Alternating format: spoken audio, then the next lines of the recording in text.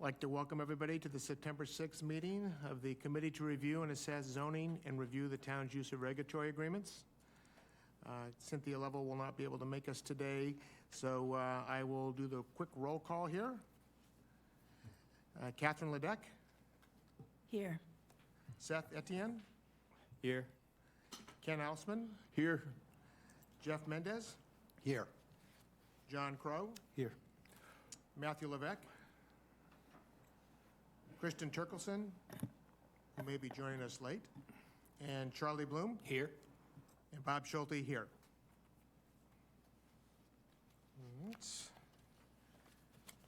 Start by saying, in accordance with MGL Chapter 30A, Section 20, I must inquire whether anyone is recording this meeting. If so, to please make your presence known. No one recording? We'll move to just a quick statement of the purpose of the committee, which is to work with the town's planning and development staff to review and reassess recently adopted zoning changes, review the town's use of regulatory agreements, and make recommendations to the council. Just my standard introduction. I want to thank everyone both in person or participating via Zoom for your interest in this committee and its work. Once again, we encourage the public to provide input and comments either in person, via Zoom, or by emailing your comments to Cynthia Lovell at cyn.love@town.barnstable.ma.us. And please note in the subject line of your email, the Ad Hoc Zoning Committee comment. Cynthia will forward copies of any comments she receives to all of the committee members. Just a couple of quick housekeeping items. I just want to thank Cynthia and Karen Pina from the Planning Department for sending out information from the Planning Board on some of the hearing dates and information that was requested by the committee members last meeting regarding the 810 Wakeby Road solar project. Any other housekeeping items from any of the other committee members' thoughts? No? Okay. We'll move to item A, which is correspondence sent from the public to the committee. Since our last meeting on August 23rd, we did not receive any email comment from anyone. So we can move to item B, which is to open the meeting up to public comment. Before we start with any individuals here present for comment, just a reminder that after public comment today has been closed, the Zoom link will shut down, but individuals can continue to watch the meeting on Xfinity Channel 8 or 1072 or on the town government website. And just a reminder, just an item for anyone who might be participating via Zoom, we're having some difficulty with the video, so if you participate via Zoom today, you'll be able to hear the audio, and we'll be able to hear you, and you hear us, but you may not get the picture of us here. So with that, I'll open it up to any public comment from anyone here in the room. None today. Sarah, do we have anybody on Zoom? There's no public on Zoom at this time. Thank you. Thank you. All right, no one on Zoom either. So moving right along, we'll go to item C, which is to update the discussion. Oh, I'll just make a note. Committee. Oh. Can I close the Zoom? I just want to make sure. Yes, I'm sorry. We're going to close public comment at this point. Thank you. And just mention that committee member Turkelson has just joined us here. So with that, we'll move to item C, which is update discussion by Jim Kupfer of our memo that we've been working on regarding potential Chapter 168 amendments. And I think Jim had sent us all the most recent updates that Cynthia made a copy of for us. So Jim, if you could walk through those, that'd be great. Absolutely. Good afternoon, everyone. Jim Kupfer, Director of Planning. Before you, we have the updated memo with the multiple revision dates. In green is the most up-to-date revisions. Obviously, on the first page, just administratively, just explaining the differences of the track changes to date. Page 2, we begin to start talking about map amendments and potential recommendations to the council, adding just a little bit more specificity. Priority consideration for removal should be given to the regulatory agreement district parcels outside of the growth incentive zone. That was built off of the conversation we had at our last meeting. In the next section, early public involvement, again, just a little bit more clarification.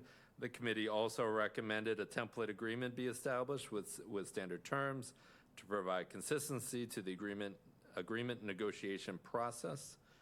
And just kind of reiterating that in the potential recommendation to council, the committee recommends staff develop a template regulatory agreement for use by applicants, and then just clarifying that language in addition, just to fix that sentence there. Page 3, under enforcement.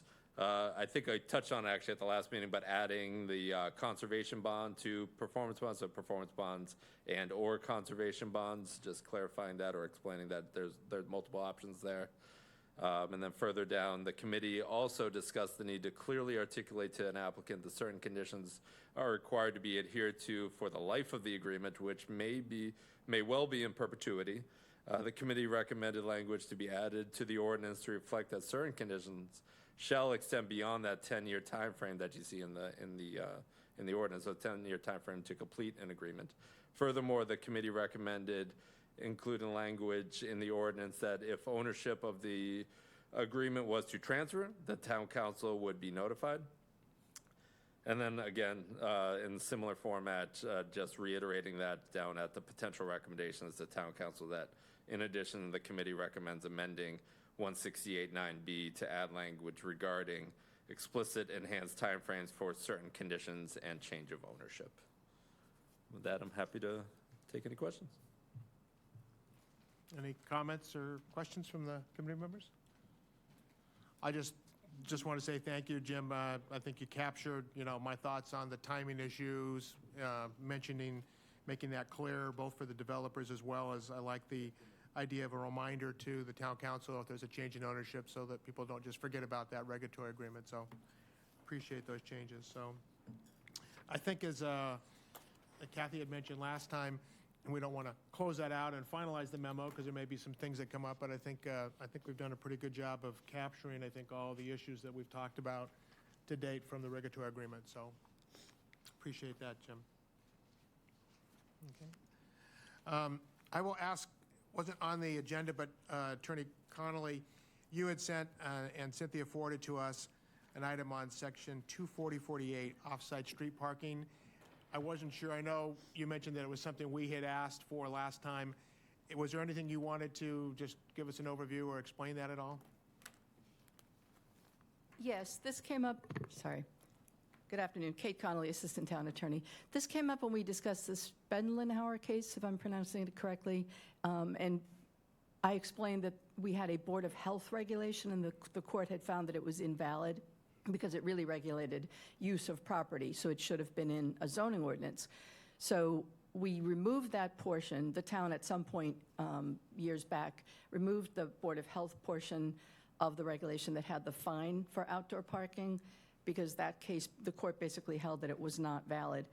And I was asked at the last meeting, because I explained that we do keep other provisions about parking are in our zoning ordinance, and the court said, why don't you just put it in the zoning ordinance because you've got other provisions there? And somebody, realistically asked, can we see the parking provisions? I must update, I sent it to Brian Florence, but then I went ahead and sent it to you all before I heard back from Brian, and I didn't send you everything. There are some other provisions. So I've sent those to Cindy, and she will distribute them because we do have some additional provisions in Chapter 240, our zoning ordinance, regarding parking. But that's why I sent it to everyone.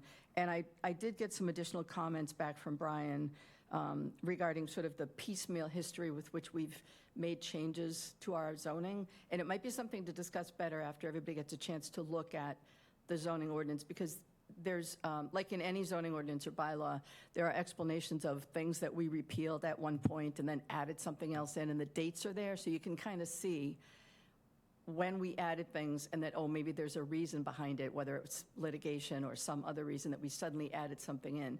And sometimes when a town adds a provision, they might neglect to go back and get rid of or change another provision that might be related to it. So that's something that I think the committee should probably give some consideration to, if this is an issue that, and I know zoning enforcement is not the charge of the committee, but if you wanted to make any recommendations regarding parking, it might simply be to the planning board or someone, take a look at that provision of the zoning, and you might want to do something with it. Okay, thank you. I just, again, I would appreciate the overview. I'm just trying to understand, again, clarify in my mind, given we've kind of moved the parking restriction out of the Board of Health regs to the zoning and looking through this, what I'm not seeing this, anything about specifying parking for single-family detached dwellings. Is that in the update? The provisions that I sent you were 240-48 through 52. Right. But there are some additional sections that go through Okay. 58. So there are several more sections, Okay. which you will be getting. I apologize, I have just the one copy. That's what I just trying to understand. but- So it's those provisions we haven't seen yet that probably have some requirements for single-family detached dwellings, parking? I can quickly read you the headings. They generally do. The first one is landscape requirements for parking lots, then location of parking lot in relationship to buildings. It's more just about the lot. Section about conflicting provisions and what governs if they're in conflict. Then there's 24056 is a schedule of off-street parking requirements. I'd say that's the key one. Talks about required, the type of dwelling or commercial building, and then the number of parking spaces, the sizes of the spaces, all sorts of details regarding that. And then 57, circumstances warranting reduction of requirements. And the final section is reduction of parking within, and it names certain business districts. So the schedule in 240-56 would be a helpful one to look at. Okay, great. Look forward to seeing that. Is there any questions from anybody regarding that? I guess we'll see that next time. Okay. Thank you. Appreciate that.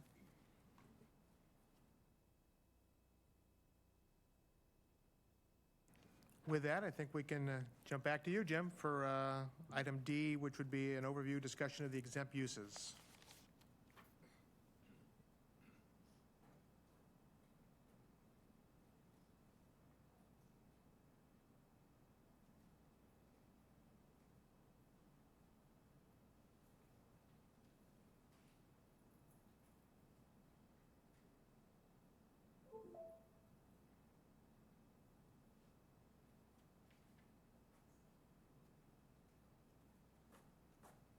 Sorry about the delay there. And Jeff, don't worry, it's only 75 slides.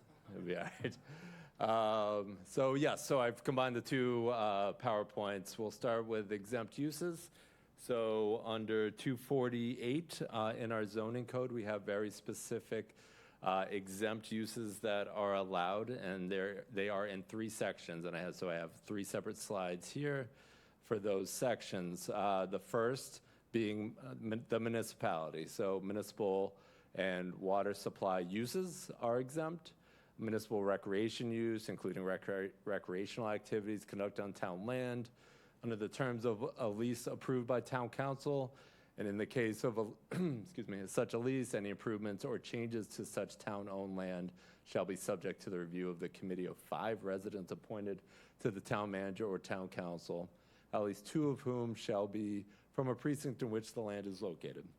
So really, boiling this down, this one is simply municipal uses are exempt technically from zoning, though if there are structures or something related that we would typically consider applying zoning to, we tend to try and achieve that based on my limited experience with this. The exceptions being things like sewer pump stations, those types of things where it's very dependent on topography, gravity, and very refined engineering to make sure that the infrastructure works appropriately. So that would be the first section of the exempt use. The second section is those under 48.3. So it's a lot of words to say that what we have talked about previously in terms of the Dover Amendment. So educational uses, daycares, some solar are exempt under Mass General Law 40A, Section 3. Though we do in the town of Barnstable have a somewhat unique local ordinance in terms of addressing 48.3. It lays out a process for essentially what would be termed as reasonable regulation. So site plan review is required, and some reasonable regulation for bulk density, parking regulations, et cetera. And then it gives a modification permit, which is available for an applicant who may not be able to meet those reasonable regulations before the Zoning Board of Appeals. So these are typically exempt at the state level, and we essentially reiterate it here at the local level with an option for reasonable regulation. And then lastly, what essentially boils down to agriculture. So agriculture, certain aspects of agriculture are exempt. On a parcel of land 5 acres or less in size shall be subject to the following requirements in residential districts. And so you see those there. And then any structure for agriculture, horticulture, et cetera, shall conform to setbacks of the zoning district or a minimum of 25 feet, whichever is greater, except keeping of horses in residential districts shall be in compliance with the requirements of the zoning district. So those are the 3 exempt uses. Happy to talk about how those are implemented or any aspect of it if the committee has any questions.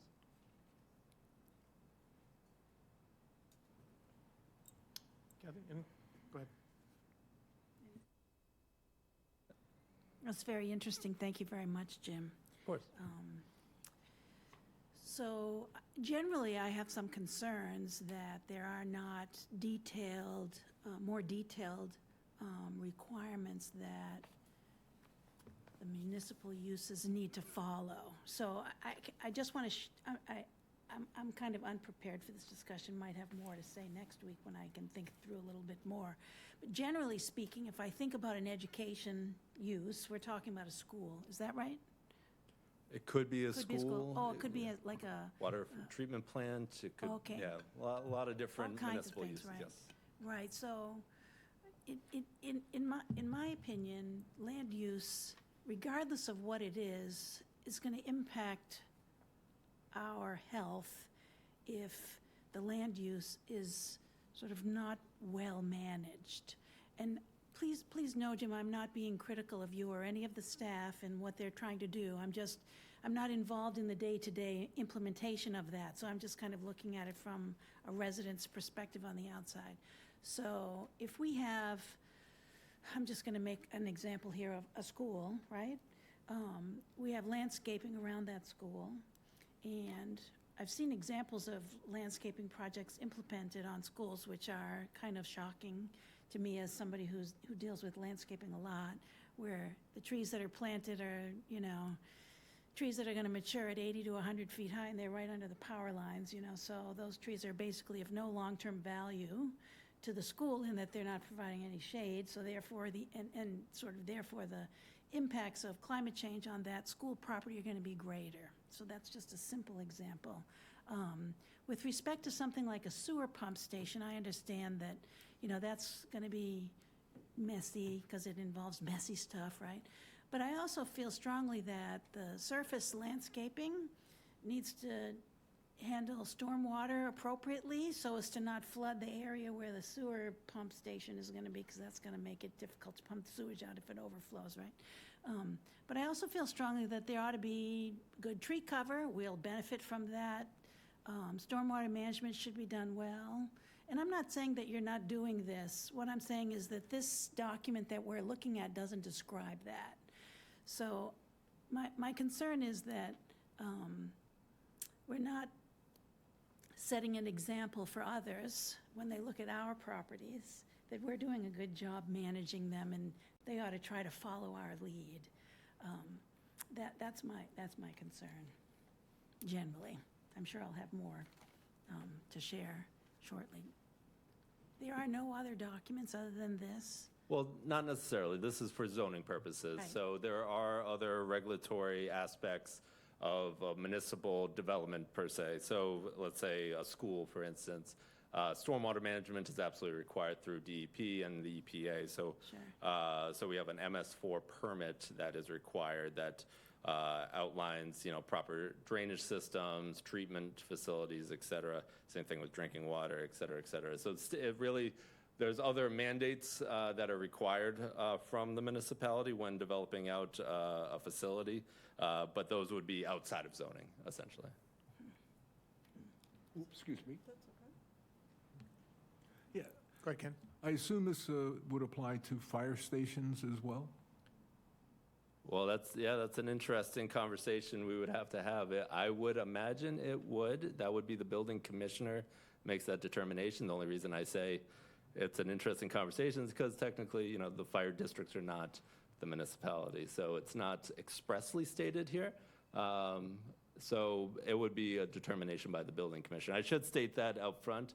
All the zoning interpretations, that is wholly in the jurisdiction of the building commissioner. So we could certainly have more conversation. I believe he's coming at our next meeting, so certainly have more conversation with him there. I mention it only because several of my friends in Katuitt have heard that I'm on this committee, and they asked me what I could do about something, and I don't think there's anything I can do, but there is a new proposal or an ongoing proposal for a fire station in Katuitt, $18 million as I recall.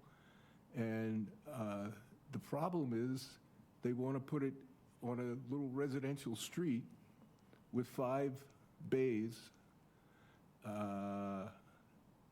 And it seems to be, to me and to several people, to be inappropriate in that kind of location. And looking around in Barnstable, most of the fire stations are on commercial districts or major roads or have really good access, et cetera. This is in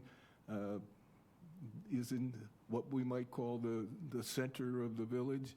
And in any event, it seems to be overpowering a little residential street with 5 bays.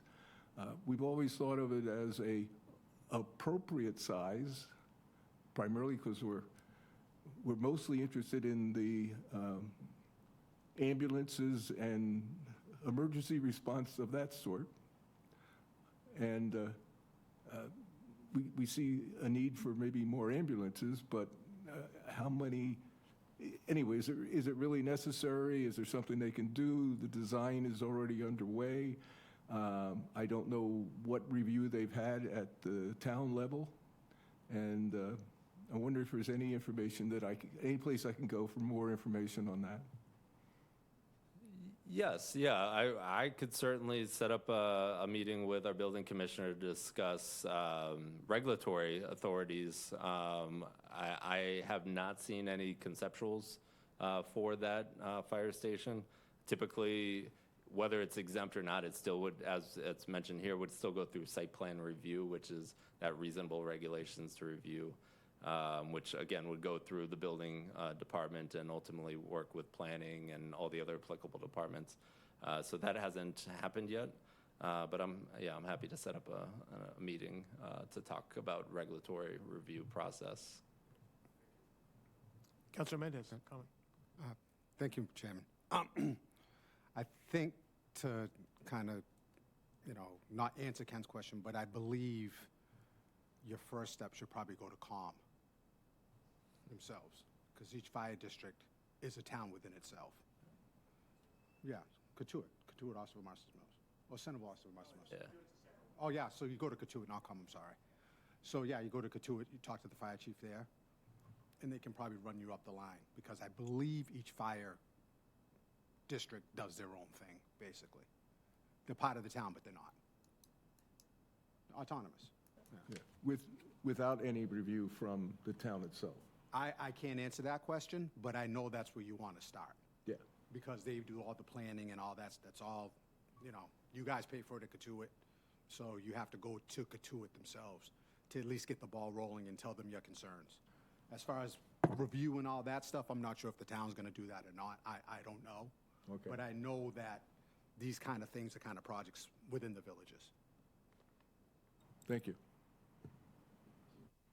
That's a good point, Jim. When Mr. Florence is in here next week, I believe, maybe we can ask him a little bit about that, because we've obviously built some new fire stations in the last few years, so there's probably been some precedent for that recently.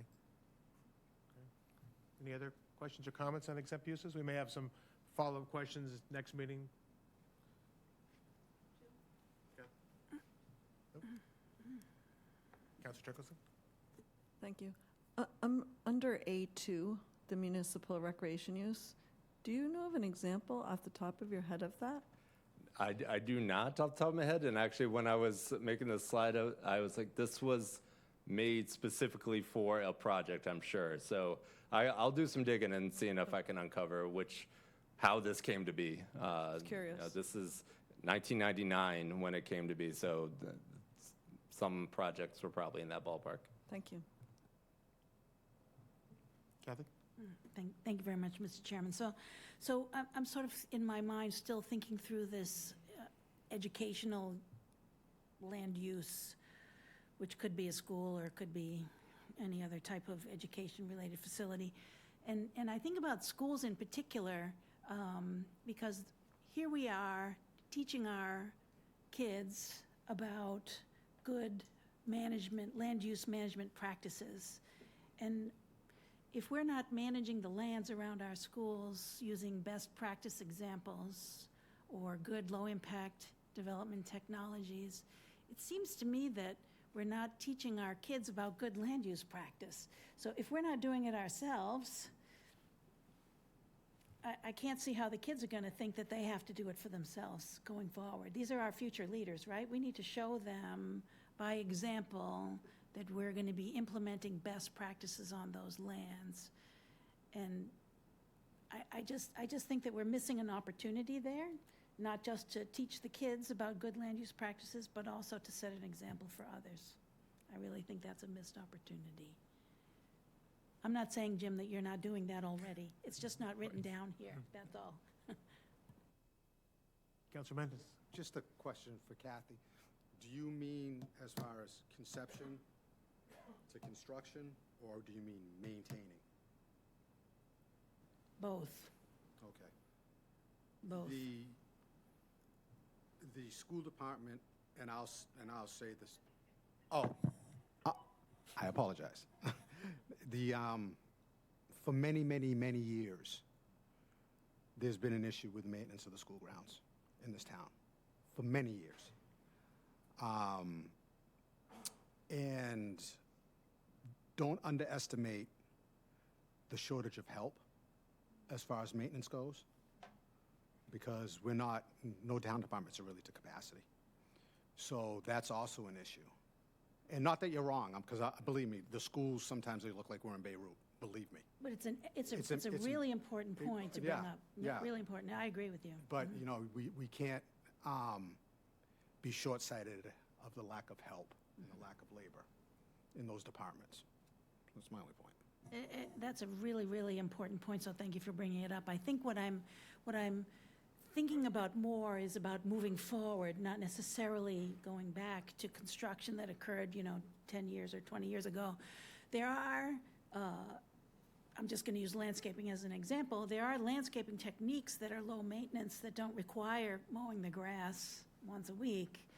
You could use native species, you can use all kinds of other technologies where you don't have to go out there and use maintenance staff to do that. That's really what I'm thinking about. And I think those are opportunities that we can take advantage of as properties are being renovated and new ones are being built. I think those are opportunities that we shouldn't miss out on, because it also helps us keep the costs of maintaining those buildings lower. That would be one of my goals for sure. Yeah, and as you know, a lot of us down here have a problem moving with technology and moving with the times. So I'm sure there's a lot of alternatives that we've never even visited. And, I'm big on saving money, so if it saves the town money, that'll be a good thing. So, yeah, that's actually a very good point. Okay. Any other comments? Thank you, Jim. I think, again, we might have some more conversation about this at the next meeting as people think a little bit more about what you presented here, so. Okay.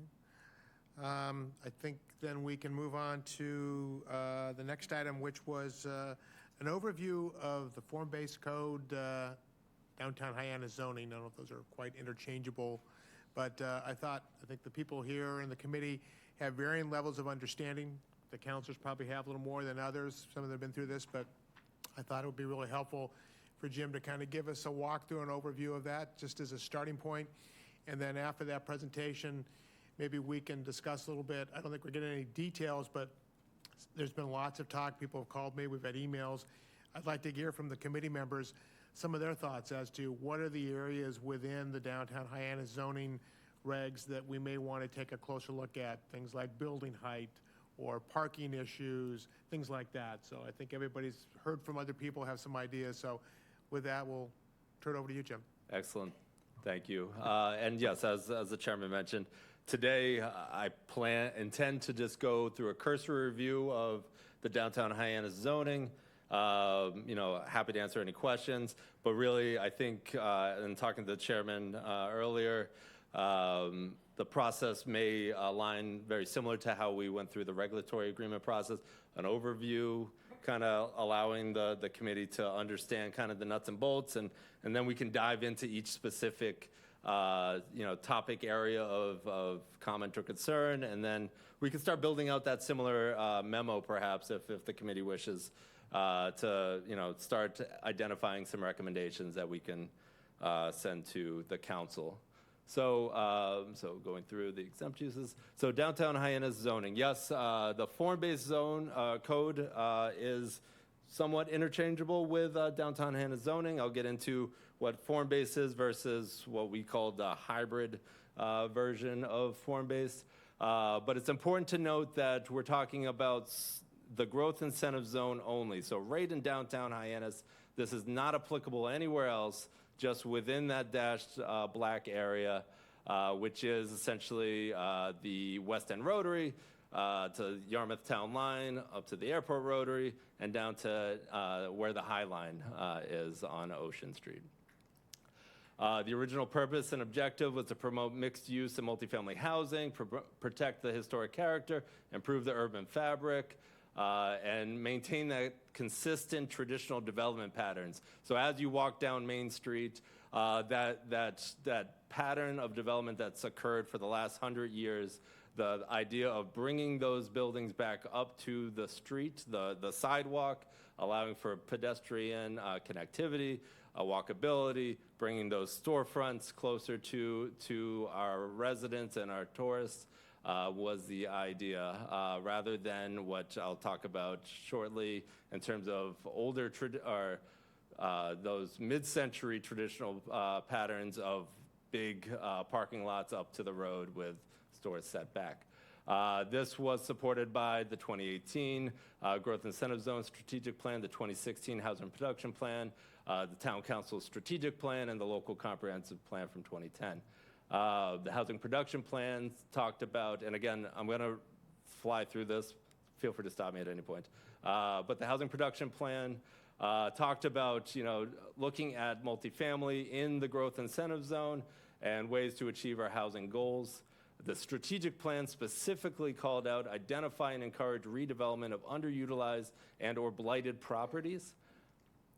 The growth incentive zone look to direct new investment where infrastructure was or is, and establish long-term planning to revitalize this area. And that's a great picture there, because the growth incentive zone, the black area, is where we're talking about, and it's almost like a storm is coming from the west, and that's our resource protection overlay district. That's our 2-acre zoning. That's where we're doing our best to protect those open areas and natural resources.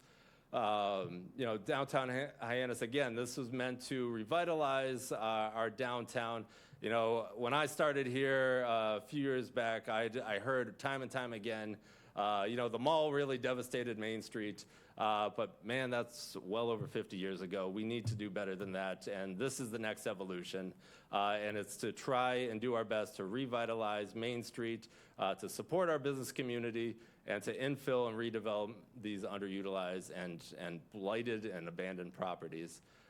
Here's a couple of just quick examples of what that could look like. These were models dating back to a few years ago. 200 Main Street, which at the time, you know, that's a town-owned property. That's where building is today. We talked about selling off that property. I believe we're still planning on selling off that property at some point, or put out an RFP for development. That could be an infill example.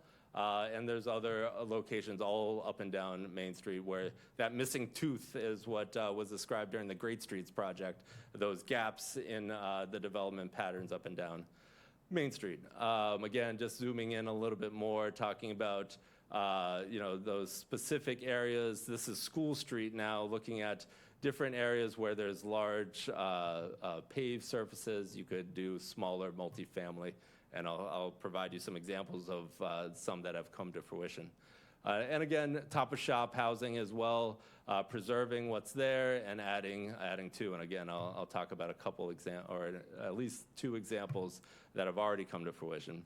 So when we're talking about the form-based code, why I said it's almost interchangeable, it's because 2 are really what you would consider form-based. That's our downtown Main Street, which also includes Barnstable Road. So it's a little confusing in that we call it downtown Main Street, but then we're also taking that turn up Barnstable Road. And then the downtown village, which is the purple that kind of circles it. This is a little bit outdated map. There's a little bit more yellow today. And that's the downtown neighborhood, which includes much of School Street.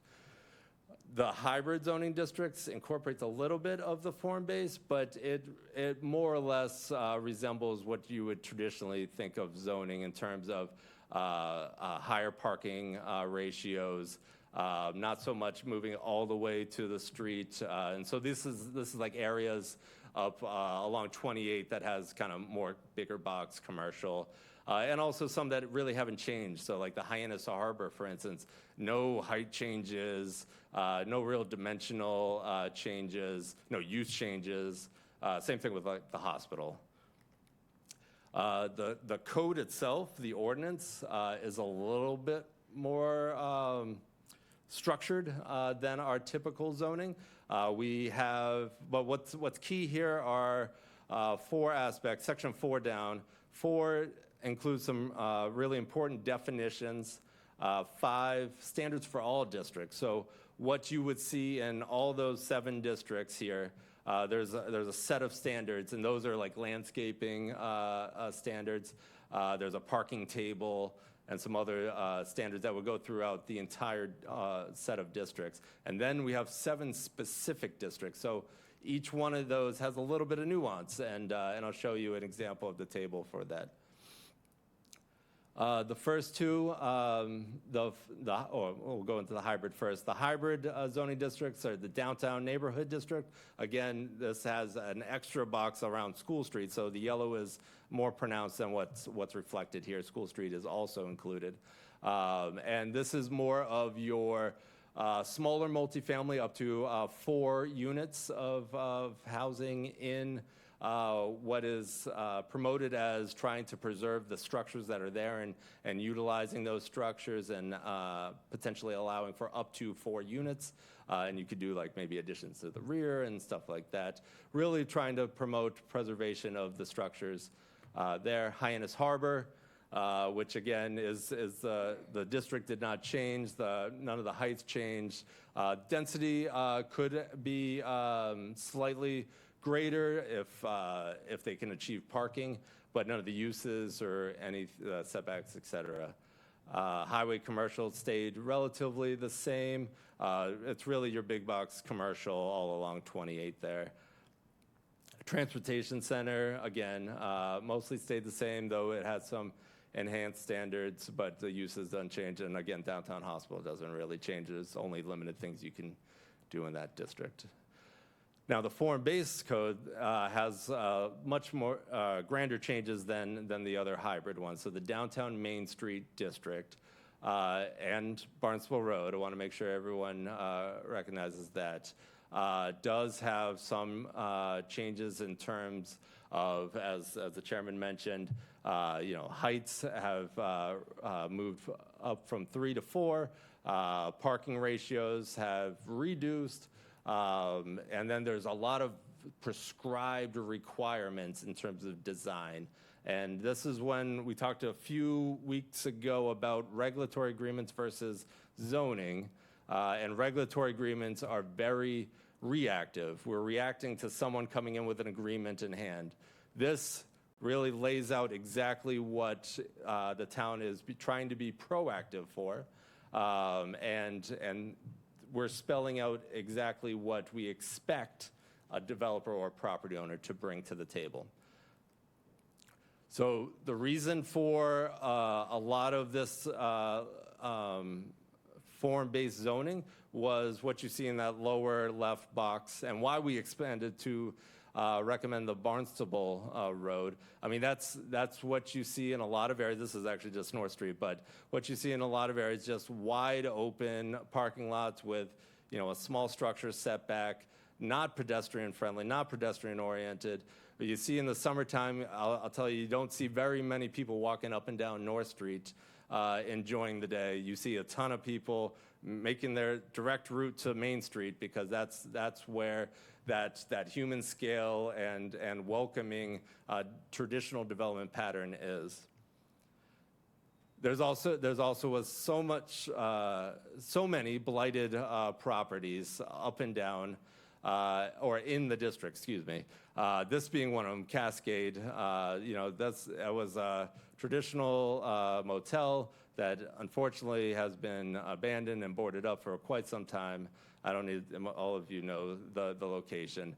And the thought was development of this zoning would target improvements to those types of properties that are drastically need that investment. So this is just a prototype of what existing versus potential.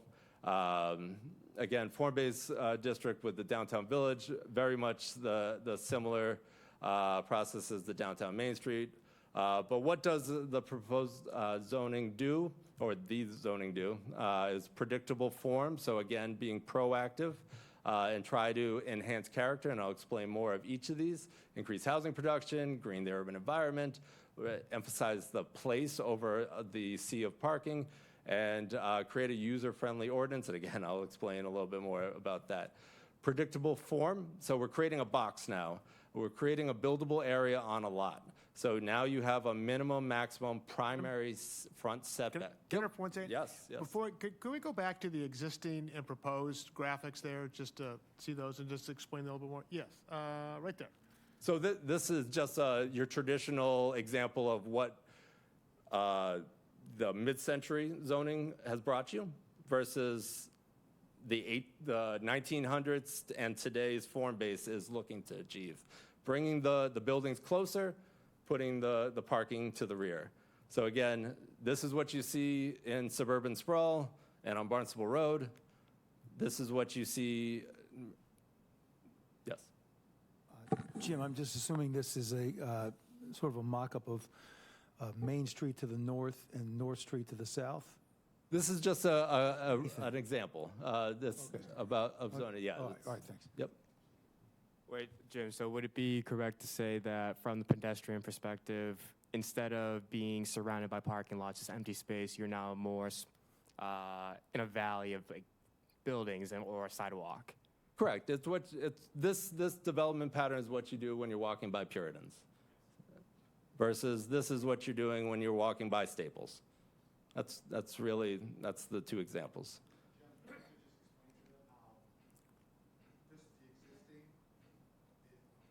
Can you just explain to them how the existing is Barnstable Road, and this is Barnstable Road centric, how they want to take the buildings on Barnstable Road where Staples and stuff is, and bring those to the street?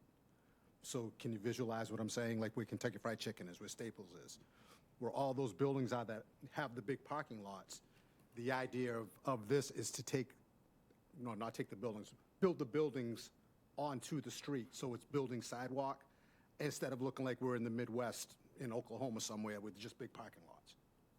And then I would imagine another advantage on top of that is that you don't have to walk a quarter mile through a parking lot to go to whatever store. It is right on the sidewalk. So it's also a safety feature on top of that as well. So I'm happy to continue. Okay.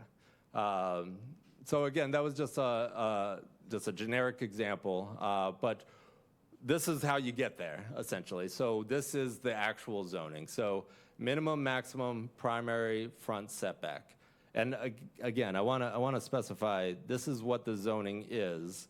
I'm not here to advocate. I'm here to provide facts. So the discussion should, or hopefully will be that we're talking about what may work, what may not work, and think about recommendations as we move forward.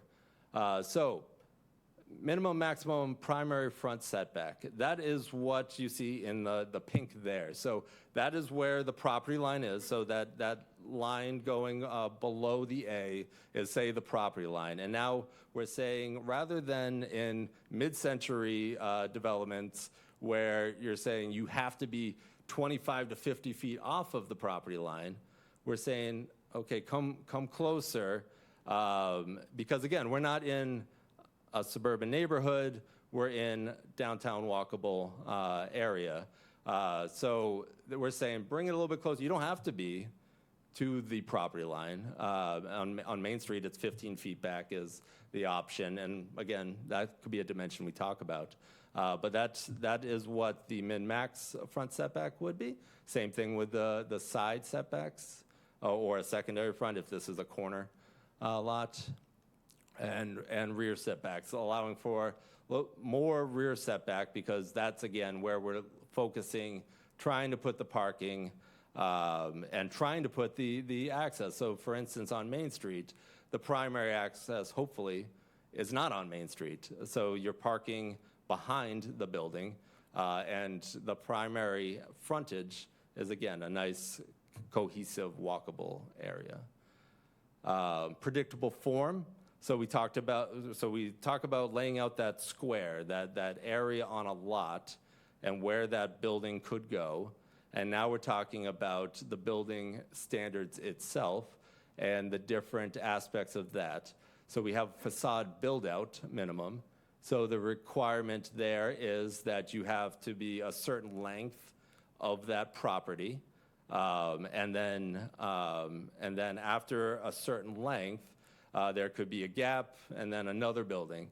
One of the nuances of the form base is that you can have multiple buildings on one lot. So it doesn't require one long building and as prior, or as in most of our community, actually, where we don't allow multiple principal buildings. This does allow multiple principal buildings, so you could stagger multiple small buildings, as we've seen in a couple of projects. Number of stories, again, obviously one of the big things, and I'm sure talking points, is going from 3 to 4, and that fourth story setting back.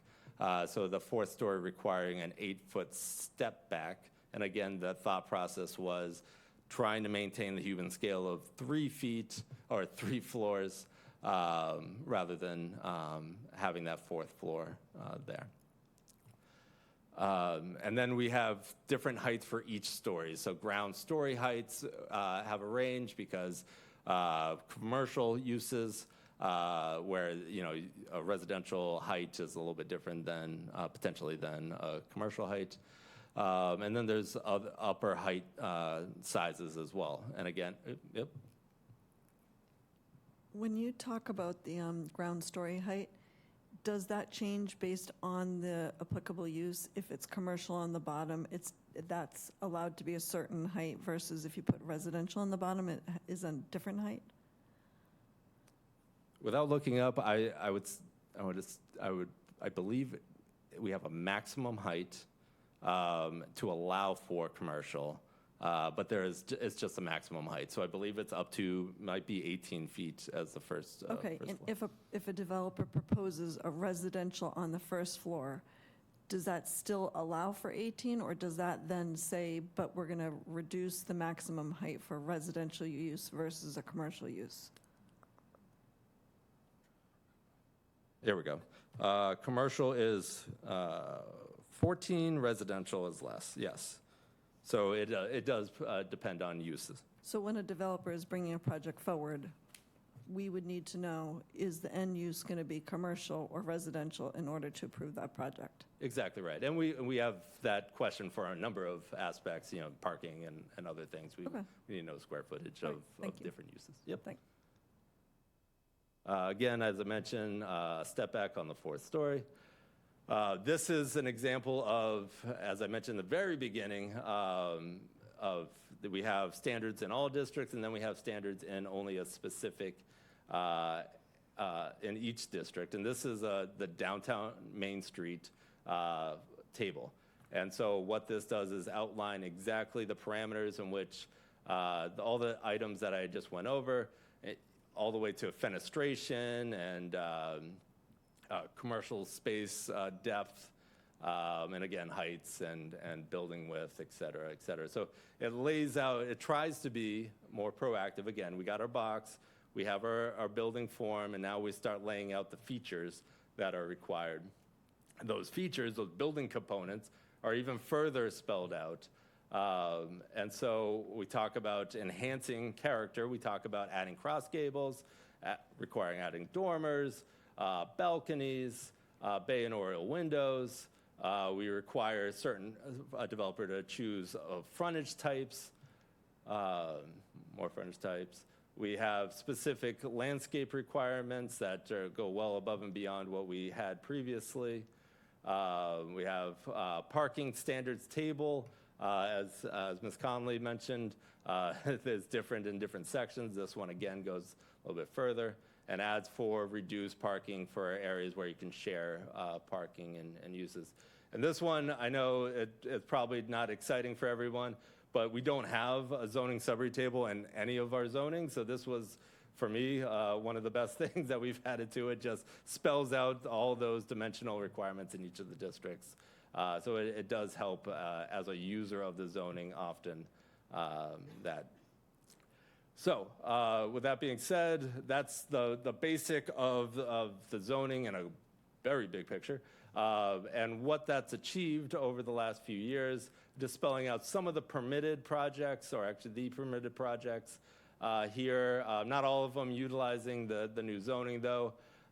Just highlighting a few. So I mean, yes, the two bigger ones get a lot of the attention, the Cascade and the old TD Bank. But we actually have a number of great infill projects that have come forward. 28 Barnstable Road, just a small commercial building, added 4 units to the top. Same thing with 442 Main Street, the old Rockland Trust Bank building that laid vacant for a while. 5 units above with commercial on the bottom.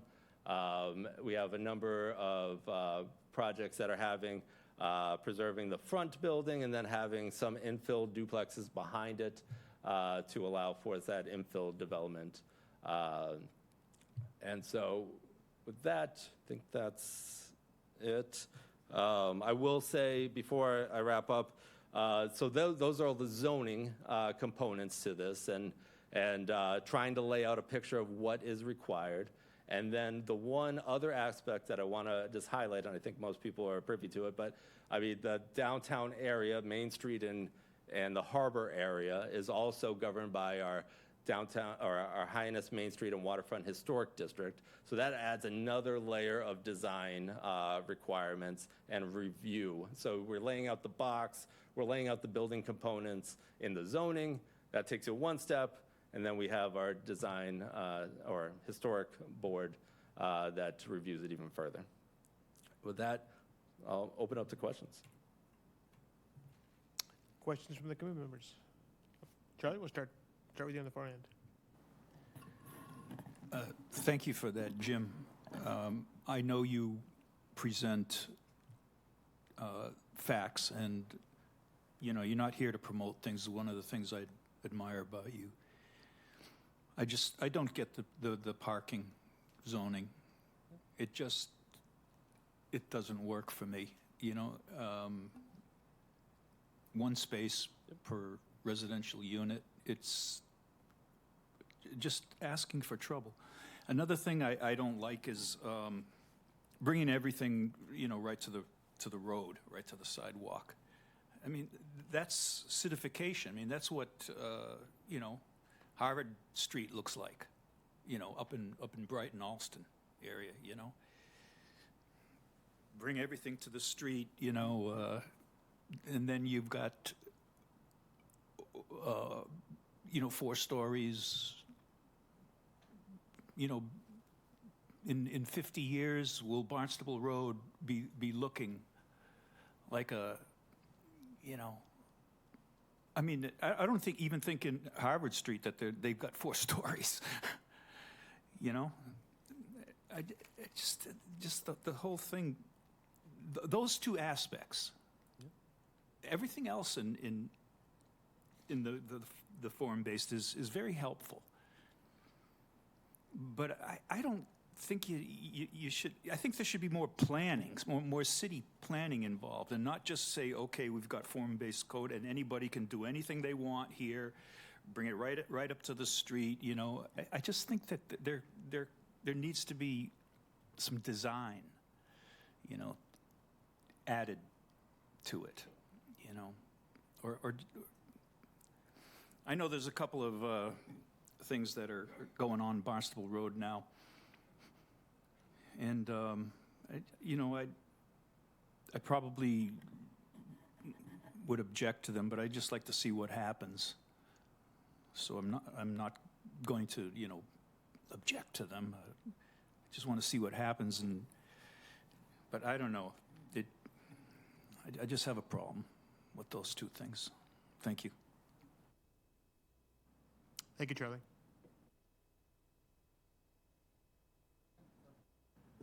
Ken, go ahead. My impression is really positive about this is a way to look at a very complicated area. When you first pick it up, and it's not the thinnest thing in the world, but if you take a little bit of time, you can understand how it gets broken down. And I would imagine that most people would come in with a piece of ground in mind, and then you can very quickly go and say, okay, that sort of is the outline of what I can and should do. So I think it's a really important tool in what you're trying to accomplish, or what we're trying to accomplish for downtown Hyannis. The idea of filling in that missing tooth is something that is always an issue with planning, and how you make that work and how you make those pieces fit together. I don't disagree with the sense that the parking is probably going to take some work. It's a balance, and it is a mixed-use area, so that the total number of parking has to be shared in some fashion. And the more that can be done to achieve that, but my gut feeling is, looking at the number of ownerships down there, it's not something you're going to be able to push very strongly initially.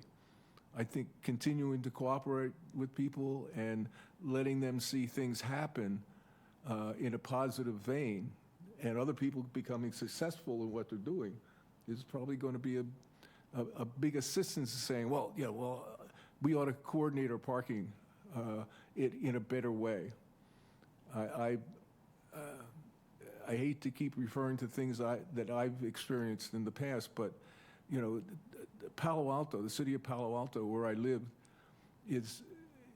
they have been talking about parking for 50 years, and they have become reluctant to do what is needed to make the parking work. They've got parking structures all over.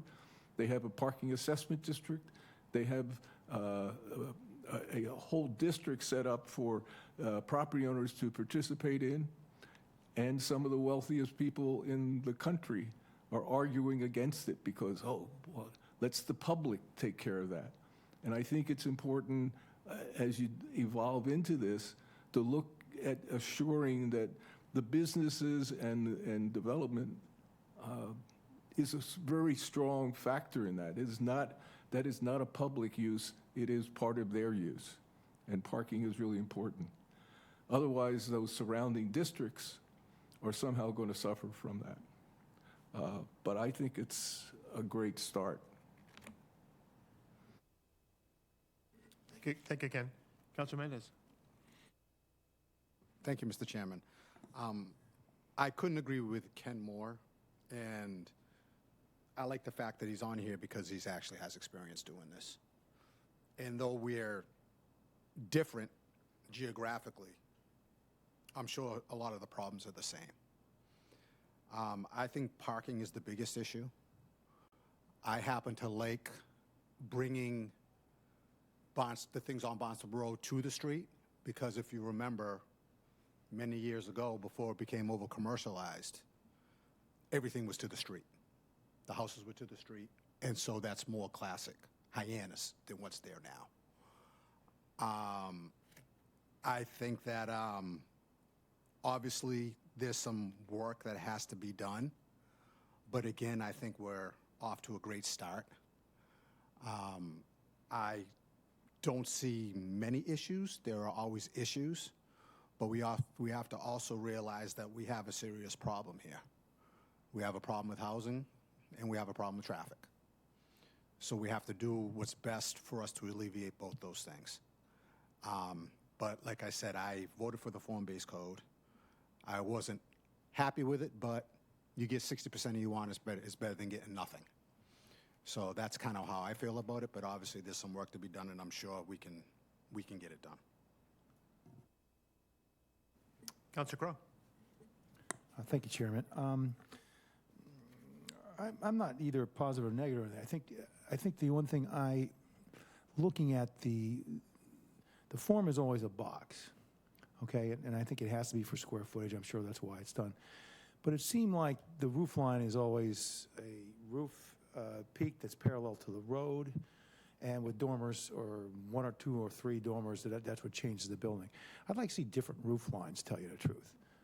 And maybe the roof line is not parallel to the road, changes in certain respects, or has different changes.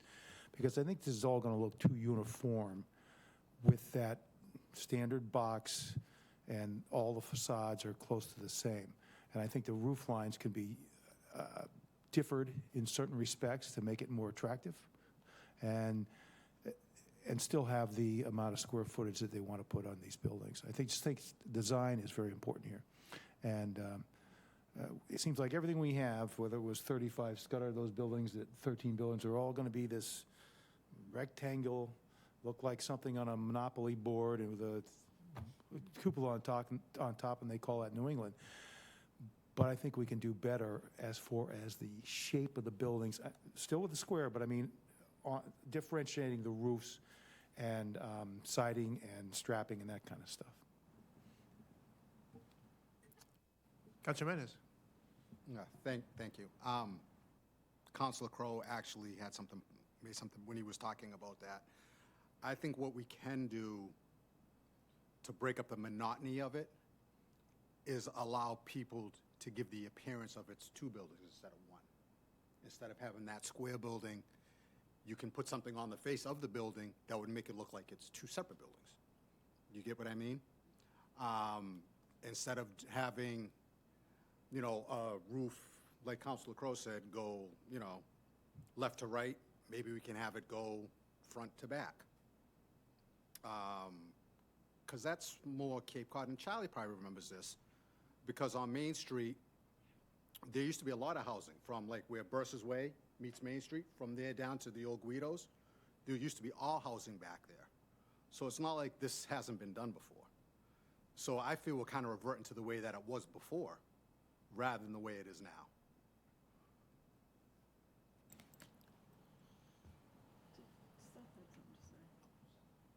Seth, go ahead. I'm more curious about how you arrived at the numbers you used for affordable housing, the permits that are allowed, and as well as the parking per use in each zone. Like, what was the methodology you came to arrive at those numbers? Sure. So, well, the affordable aspect of it, so we have inclusionary housing, ordinance, which is separate from the downtown Hyannis zoning. I think something maybe we want to discuss at a later date. Right now, the requirement is 10% affordable housing. So any project that comes forward, whether it be in downtown Hyannis or wherever, Barnstable, it's 10% of that project needs to be 65% of the area median income and affordable. Just more, it's like swirling around my mind that there's definitely concerns for parking and affordable housing, but with the concerns for parking is as if it's a higher priority, giving more priority to cars and actual people. Right. And of course, with the entire design is about making place over parking. Exactly, And- and that's the thought process behind it. You're right. There's something like 13 or 14,000 parking spaces in downtown Hyannis. The thought process is better utilization of that space, shared parking, especially with the uses that may work well together for shared parking. That's the thought process behind it. Certainly, I think it's open for conversation though as to what that ratio. Obviously, and looks like. and would love to see hear other people's suggestions for that. It seemed very counterintuitive to me that we could solve traffic with more parking and kind of not suggesting, but incentivizing more car use. Incentivizing more car use? Yes. In the same way that people would assume or would think that they could solve traffic on a highway with giving more car lanes.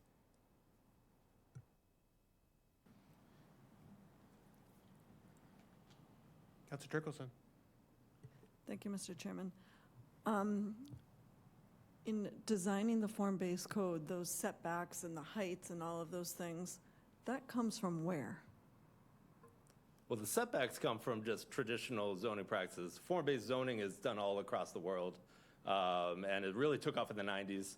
And you'll see it in most downtown main streets. It actually, honestly, it's hard to envision really, but literally walking down our main street is form-based zoning. Puritans is form-based zoning. It's pulling the building all the way up to the sidewalk and putting parking in the back so you have a nice walkable area. So that is where that comes from in terms of the setbacks. The heights, really from digging into the history of this, what it comes to is the cost to construct a 3 versus a 4 is approximately similar, but you can't pencil out because of, or at least this was the discussion at the time, it's hard to pencil out a 3-story with the new building code requirements for elevators, sprinkles, the weather is 8, all that stuff. That was the discussion at the time. I will say, again, just providing facts, we've had a lot of 3-level projects come forward, though no shovels in the ground yet. So we can only guess if it will be successful at this time. But so that was the thought process of the 3 versus the 4, but knowing that 4 is a dramatic change from 2.5, 3 stories. We do have a 3.5 story. We have a couple 3.5 stories in the area. So that's why the setback came in. I think most people, based on my review of it, was comfortable with 3. But the setback, but 4 might have been one step a little further. So the compromise was step it back so it doesn't look so ominous out from the roadway.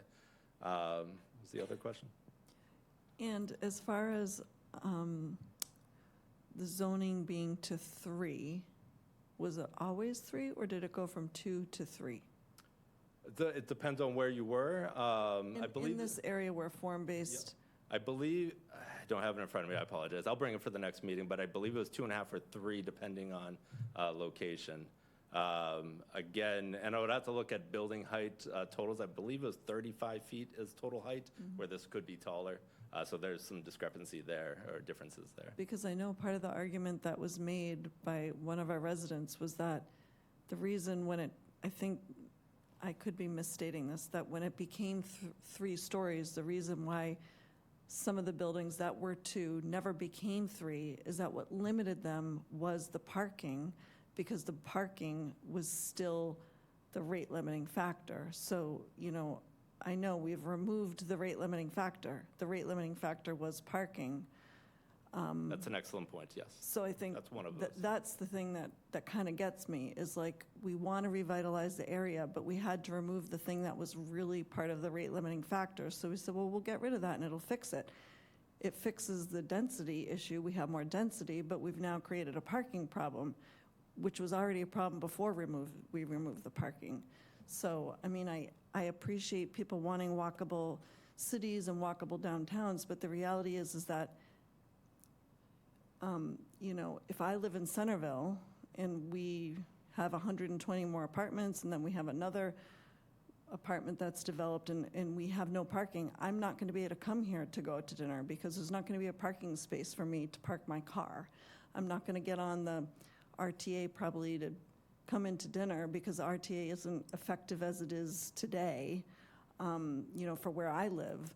So I kind of feel like in one way we're solving a problem for some and creating a problem for others. And I think the argument for the businesses not being able to have people come in and come out and utilize those businesses is a legitimate, you know, concern. I know there are some businesses that support it, and I don't own a business here, but I do own a business in Centerville, and parking is an issue, and that was one of the reasons why I purchased the space and put my clinic where I did, was because easy in, easy out parking was always available. So I think there's, you know, there's a kind of a tug here. And again, I've always maintained the problem with making this a walkable area is we're still missing many things that would make this a totally walkable area.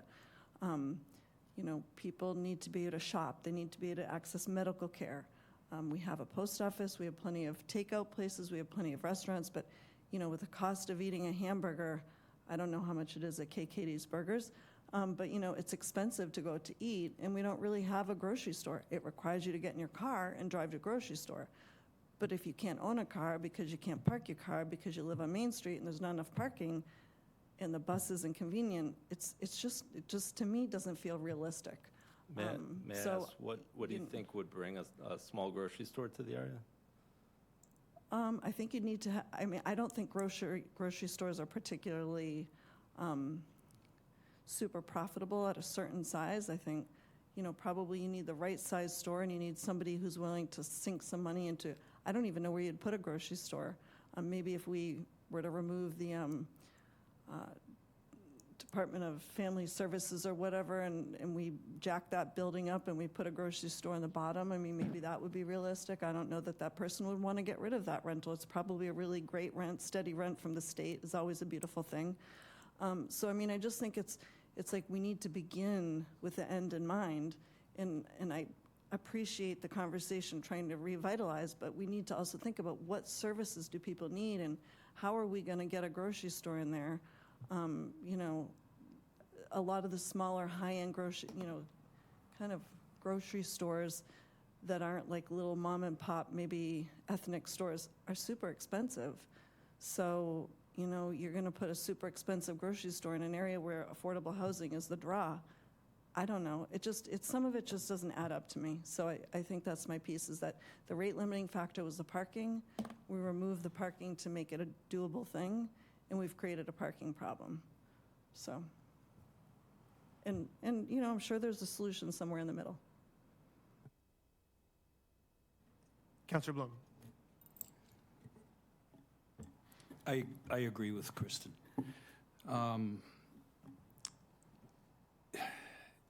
You'll never have a truly walkable community downtown Main Street if you don't have a full-size grocery store there. Because, you know, people can go to a little store or something like that. You know, it's not going to have everything they need. If you really want people to walk down Main Street, there's just so many restaurants or merchant stores, you know, that you can purchase things at. You know, you want people really to live on Main Street, you got to give them the stuff they need to walk, especially if you're just giving them one parking space per unit.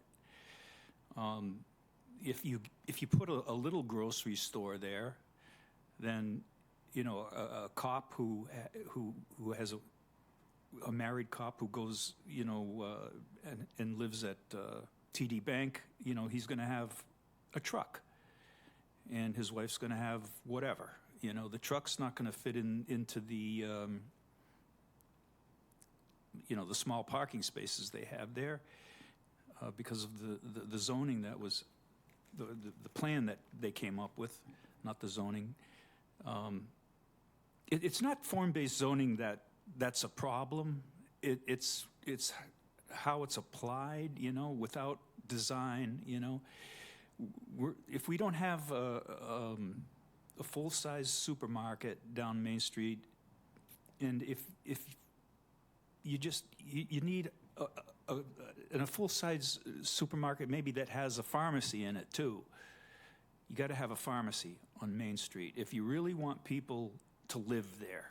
And you don't want them using their cars. Go back this way. Councilor Mendez. Thank you. I think the points that everybody here are making are very, very legitimate. But as I said earlier, we have to kind of think about where we're at today. Everybody here, you know, our point of view is by our life experiences and what we experienced and how we came up. The fact of the matter is, and I'm not arguing about the parking thing. The parking thing has been an issue on Main Street since I was a child. It's always been there. But the fact of the matter is, a lot of these kids, younger kids, they don't drive. They have public transportation now that we didn't have when we were kids. I mean, my grandson is getting his license at 18 years old. Okay? I couldn't wait to get my license. It's because that's how we got around. So we're trying to take a town that was gridded for horse and buggy and make it modern. We're going to have challenges, but we have to try things.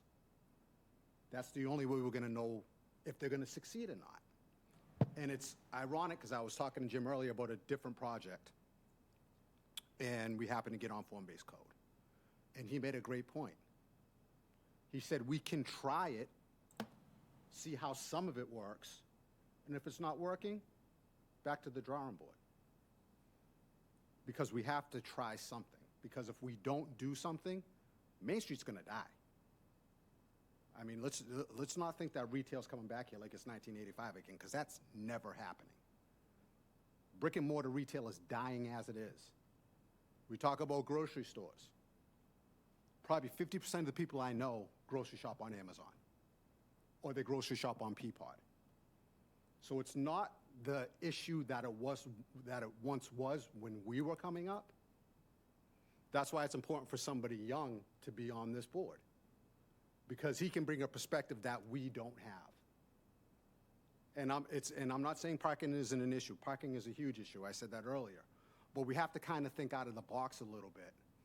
And as well as having the good intentions of what we know is an issue, we have to also think, too, that there's a whole segment of the population that it's not an issue, too, because they don't drive. That's my only point. Ken. Yeah, I've got a whole bunch of notes. First of all, I agree with this idea that you just expressed, that it's a start. It's a good start. But this is a slow process. And it's one, in places that I'm familiar with, it has taken years and years for the process to finally, result in something. I think that there's a town back in California called Healdsburg, which some of you may know about. It's in the wine country. It's got all kinds of special things going on. But there are very special things going on here in Hyannis, on the Cape. And it has a different feel than a little neighborhood village. It's not supposed to be a little neighborhood village. And, I'd always thought that we had really strong public works people in the town I worked in. and they wanted roads, and they wanted wide roads, and they wanted traffic to move. But, you know, it always occurred to me that I cannot think of a place that anyone wanted to go to that said, come to our town. We have level of service A's, traffic everywhere. You go into a downtown, you expect there to be some congestion. Oh, other people are here. Good. This is the place that I like to be. It's to some people will be inconvenient perhaps, but it is really important to have sort of I'm going to slow down. Oh, look at that shop over there. Look at that. And I think those are the kinds of things that are important to a village like Hyannis.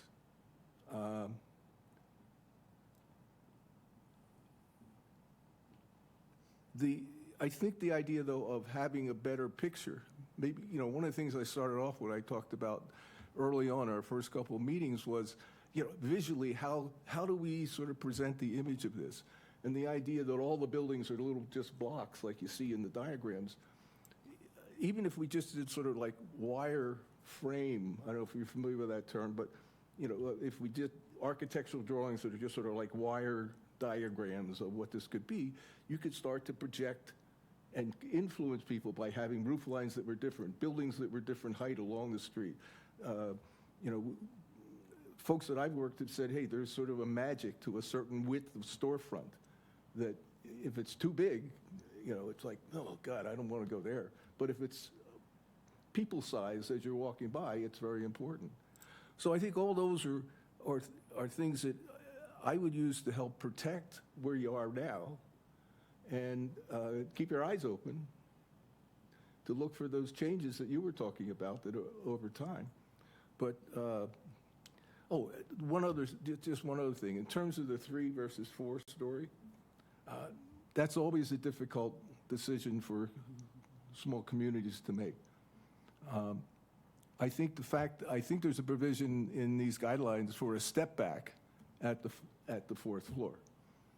And perception is, you know, how people are going to perceive it. If it's a step back far enough and it's interesting in design, I think they'll never even, they won't see it per se. But it may be the financial thing that makes something happen. We had a city council, they were looking at the second high-rise in the town that I was in, the high-rise of 10 stories. And they had people who were very upset about, so they cut off 1 story. Now, I don't think anybody in the world would have ever seen that 10th story. I mean, you get up to that height, it'd be impossible to see, but it's often the economics, that isn't necessarily what urban designers are involved in, but they need to be.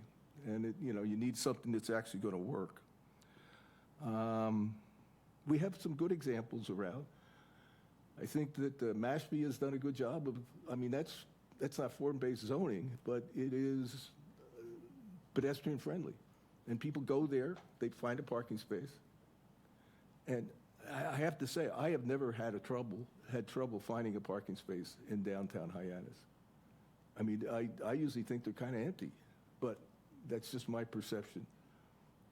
You have a lot more experience than I do on that sort of thing. But anyway, that's my smattering of thoughts as I was taking notes. Councilor Turkelson. Thank you, Mr. Chair. I do want to say I agree with probably 95% of everything everybody's saying. There is a CVS off of Main Street, Charlie, so people can get meds there. There is not a medical facility, though. If you needed to, there's a shortage of primary cares and nurses and healthcare practitioners, generally speaking, so I don't know that Cape Cod Hospital would be willing to sink money into another location when they can barely staff the ones that they have. But, again, there's not like a walk-in center if somebody cuts their arm or gets the flu or breaks an ankle or those kinds of things. So, again, it's like, what would you need in order to live where you live? Seth, you lived abroad, correct? Yes. Yeah. So I lived in Scotland for 3 years, and I never owned a car. But I had access to either an underground, or I took a bus, or I walked. So every 2 days, I got my backpack and I walked to the grocery store. We didn't have Amazon or Peapod back then. And I literally would fill up my backpack, and maybe once a month I would take my bigger backpack and I would fill up with the heavier things like my laundry detergent and those things, and I'd put that on my back, and I would take the underground on those days because the walk was a mile one way. So I'm like, okay, I'm going to walk 2 miles with a heavy pack. I'll take the underground today. Cost me more money, but I was willing to do it because I had a heavy thing. So it was a planning of how you live, but I never needed to own a car because there was adequate public transportation. Could take a bus, I could take an underground, or I could walk. I didn't own my first car till I was 29. I never needed to own a car. I lived in Boston. Again, I had access to adequate, public transport. When I lived in Boston, I got my backpack and I got on the T and I drove and I took the T to the grocery store and I packed up all my things and I got back on the T and I walked my 7/10 of a mile uphill to get home to undo my groceries. So I appreciate the concept of walkability. I just think there's still, on top of the parking, is like our public transport doesn't support the walkability. And I mean, I don't know, Seth, how many of your friends in your age group do not own cars? What percentage of your friends do you think don't own cars? It depends on which cities they live in. If we're talking about my friends, Like locally. Locally. Sorry. No, the majority do own cars out of necessity. That's my point. It's a necessity to own a car here. I mean, on some level, maybe we'll have a better transportation system. I mean, the RTA is offering ride-on-demand services. I mean, maybe that will fly. Again, it is the walkability component. I mean, I would love it. I literally loved not owning a car. I really didn't want to buy a car, but when I moved back to Cape Cod from Boston, I lived in Yarmouth and I worked in Harwich, and I was not going to walk or ride my bike. So, again, it's a vision. There's probably a place in the middle, and I do appreciate all the input and all the differing of opinions. And, yeah, I'm middle-aged now, so I guess I do have a different perspective, so. But Go ahead, to Seth respond, first. yeah. So I mean, I'm not proposing that we just abolish parking day one and just go straight to and just snap our fingers and then public transit is just going to save our lives. But can we at least start the progression now so that 20 years from now there is something viable here? Slowly, feasibly, start those steps now.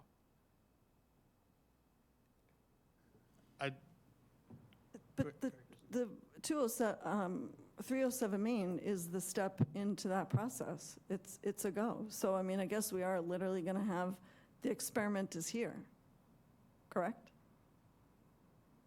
That project is, yes, permitted, yes. Yeah, so this is, I mean, we have 120 units with only 120 parking spaces, so I guess hopefully there won't be 3 other buildings at 120 each, taking up another 360 parking spaces. So, I mean, on some level, we're getting the experiment. And like we say, maybe that's a good thing, and we like it and we keep it, or we don't like it and we see where we went wrong. Jeff, go ahead. Thanks again. A great conversation, by the way. I just think that, to me, what's most important is, first of all, saving Main Street. Because Hyannis without Main Street isn't Hyannis. So that's the most important thing. And the way we're going to save Main Street is we have to put feet on the ground.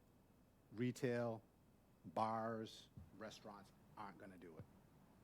We just don't have the tourism base like we used to. We don't have that tourism base anymore where, like, I'm sure you remember, Kristen, when we were kids down here, every neighborhood had summer kids. Every neighborhood. What would happen is those summer kids would come down with their parents. They would meld into your neighborhood. So you knew, like, for us across the street, the Smiths and the Jacksons, they were summer kids. So we knew they were coming down in June. We used to all hang out. Then those same summer kids would work at the bars or the restaurants or whatever as they were teenagers. And then what they would do is they would bring their families down. And by regulations and so on and so forth, we've cut that at the knees. That's what's happened.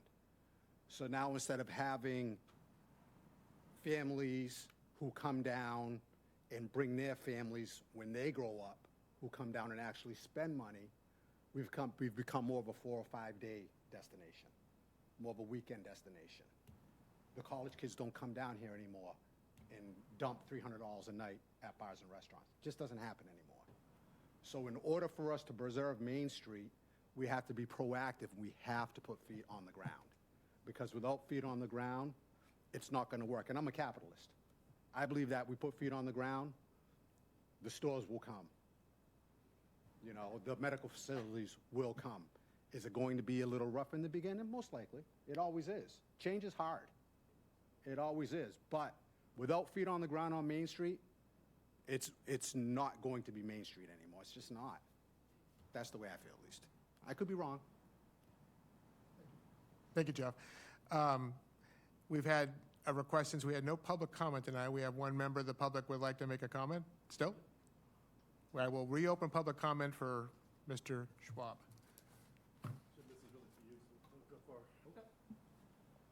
Hi, Eric Schwab from Hyannis. I appreciate the conversation you're having, but I think you're missing an important point. The biggest objection to form-based zoning in Hyannis was the loss of local control. We as residents didn't feel that the designs that were being put forth represented our interests, and we had a limited ability to impact those designs because of changes to butter notices. The geographic limit of the butter notice was constrained. Our standing was not recognized. The legal department went out of their way to limit the ability of Hyannis residents to comment on proposed buildings. There was a change in process. Once upon a time, you went through planning, and then you went to the Board of Health, and then, you know, there was multiple opportunities to impact design, impact use. And now, it's like you buy your box, by right, you can do whatever the hell you want with it, and the only person that's going to look at it is the building commissioner. And the building commissioner never meets in public. He only meets online. So you can't fill the room. And in any case, the building commissioner, frankly, doesn't give a damn about public comment. So one thing you have to look at is the process by which these buildings, these boxes, get filled and create opportunities for residents to have their opinions expressed. I think you would have more support for downtown if you actually let local ideas influence the end product. Thank you. Thank you. Can I speak? Mr. Moran, brief comment. Thank you. I think there's just three things that I would point out. Number one, we used to have at 200 Main, we used to have a place where you could go in and get it all done at one time. That doesn't exist anymore. For permitting, passing them around, signing them off, it was expedited. The second thing is that perhaps we've overregulated the lifestyle. I think that that's something that I don't even know how you as a committee could get into that, because I don't know whether it's under zoning. I don't know where it is. But I think that those are issues that I think support what Eric just said and what Jim has been talking about. So that's the only way I'm going right now, because I thought sitting back there, and that's not the best place for me to think. But anyway, so whether that's useful or not, I'll build on it. And you've been outstanding today. You have really shown the stuff that you know and how you can present it. It's very good, all of you, but you especially. Thank you, Mr. Moran. We will close the public comment again. Kathy. Thanks very much, Mr. Chair. So I'm grateful for everybody's comments because they've really got my wheels rolling. So you've noticed I've been kind of sitting here listening to all of you. And your comments are really excellent, so I don't want to repeat any of that. I have some other things that I wanted to share that kind of popped into my mind that maybe we haven't really touched on too much. But some of the things that you mentioned, Jim, predictable form and character to the buildings, to me, that's a square box. On the lower levels of the building, that is, to me, boring as all get out. Putting brick on the outside of a square box, it's still a square box. There's nothing interesting architecturally, and there's nothing interesting about that sort of building that would make me want to live there. There's also nothing interesting with respect to celebrating historic resources or maritime character of the Cape when you're living in a square box. So in my opinion, we need to see more architecturally interesting buildings. And maybe it becomes difficult when you're talking about a building that's 3 and 4 stories high, because there's going to be some squareness to that. But maybe there's opportunities to add more architectural features to that. I've seen buildings that are more interesting than just a square box that are 3 and 4 stories high. So I know we can do it. It's a question of attracting the right developers to come in here to actually spend the money to do that. So I'm kind of all about more interesting character, because I think that's what, in my imagination, that's what I want to see. That's what would make me want to go there. Whether I'm a young person or an old person, I'm going to go there if it's interesting. There's something else that's sort of missing here from this conversation, and what's missing is the comprehensive plan and the urban design guidelines. Those are 2 really critical components to supplement what's described here that should do a good job at describing what the vision is. And the vision is supposed to give us a sense of what it's supposed to look like when all of this is completed 25 years from now. Those documents, of course, are in flux right now. They're being revised, so we don't really know what those say. But maybe we should sort of try to have a look at that, all of us at some point, to get a better sense of what that means and what its impact will be on this. I think that's really important. Another thing that's missing for me is the public realm. So there's nothing in here that describes, and the public realm is publicly owned land along Main Street. So that would be the road, the sidewalk, maybe a little bit into the private properties. There's no vision here in my mind, and this is probably in the comprehensive plan, right? And it's in the urban design guidelines, for how the buildings, the private buildings, will interact with the public realm. Are there going to be benches there where people can sit, or are we going to have all these square buildings up and down both sides of the road where everybody's got to walk from one end to the other, because there's no parking, right? So they have to park at either end, and there's nowhere to stop along the way to kind of rest outside it and enjoy it. So why would you really go there except to get an exercise walk from one end of Main Street to the other? You really want people to patronize the businesses there, right? And we want people to live there who are going to patronize those businesses. So how does the public realm interact with all of this? I'm missing that piece. Are there going to be, are the buildings going to be all lined up? That's kind of what I imagine, these square boxes, all lined up with maybe a little sidewalk in between. Is there a place where people can gather and enjoy the outdoors with the cafe next door? I envision some of these areas where I used to live in Fairfax County, Virginia. 15 years ago, we went through this exercise of redoing the comprehensive plan and planning for revitalization of areas not unlike Hyannis downtown. 15 years later, it's starting to happen, but you're kind of between a rock and a hard place, right? You can't attract a grocery store unless you have people here, right? So you've got to build the units to get them here, feet on the ground, right? The same thing with public transportation. They're not going to expand the public transportation routes unless you have people here who are going to take it. But there's like this transition period. That's kind of what we're entering right now between, we have to we got to drive, we got to park because there's no public transportation at 9 o'clock at night to take me home after I've had dinner at the restaurant across the street, So we're kind of in that transition phase, and you're absolutely right, Councilor Mendez, when you say you got to get people on the ground in order to get things started, and we're kind of at that point to do some things and see if anything happens. So hopefully at some point we'll start to get the people in. And Seth, to support your comment about affordable housing, your question about affordable housing, this is supposed to be a walkable community. Folks who are in the affordable housing income brackets, maybe they don't have cars. Perhaps they need to use public transportation. It seems to me that those kinds of areas, I'm talking town-wide, not just here in Hyannis, should have higher requirements 10% is not enough in my mind. I think it should be 20 or 25%. Now, I don't know what the cost impact of that is to a development. That's something that would really need to be investigated. But if we're talking about a walkable community, that's exactly where you want folks who are of lower income bracket to live, because you don't have to pay for a car. Hopefully, there'll be a grocery store there someday. They just need to walk across the street to the grocery store. Healthcare is nearby, pharmacy is nearby, entertainment is nearby, recreation is nearby, or a bus ride away.